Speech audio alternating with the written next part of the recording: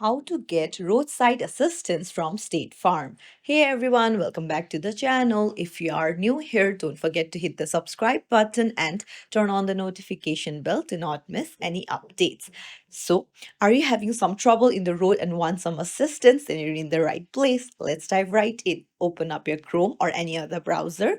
Go to statefarm.com and then you'll need to scroll down to the bottom, and then there you'll find get roadside assistance under contact. Just tap on it.